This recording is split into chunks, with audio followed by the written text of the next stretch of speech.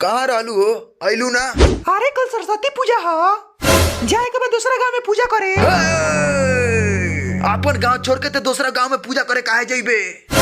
लागत है तोरा के रितेशवा लाइन दे के चालू कइले बा। शक करत रहा हमरा प्यार पर। अरे तोरा पर शक बा हमरा।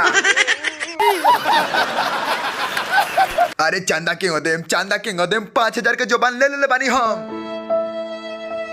केहू कह के हमरा 5000 चंदा दे के बा, लेकिन एगो तू बड़ा कि 1 रुपया दे खाती हमरा के तू तैयार नहीं ख। हमरा के मत छुआ तू। रे हर साल चंदा ना दियला रे बुढ़वा, ते बीच में कहां उतर रे? ज्यादा चिल्ले तो ही दाब दे।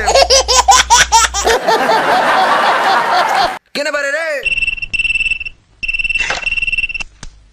कौन हरे? चिलो मत। हम जौन बतिया बताओ तनी ओकरा के ध्यान से सुन ले। ते बोले रलिस चंदा दे प्रसाद बनवाए खातिर, और ते कुत्ता साला 1 रुपया ना देले। ए प्रसादिया कटवा लो, कल पैसा दे देम। अच्छा सरस्वती पूजा बा, काल ते पैसा देबे।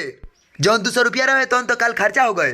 कटवा ना प्रसादिया, हम लिया के तुरंत पैसा दे देम। जोरे सरते गला यहाँ एगो फूटी करी हला ने कहते प्रसादी कटवाए कहता रे सरस्वती में तो विचार करी हन।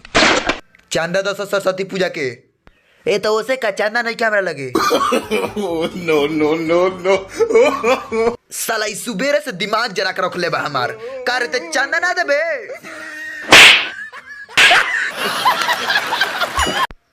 हे भाई लोग, वीडियो पसंद है तो वीडियो को लाइक शेयर कर दिया लो।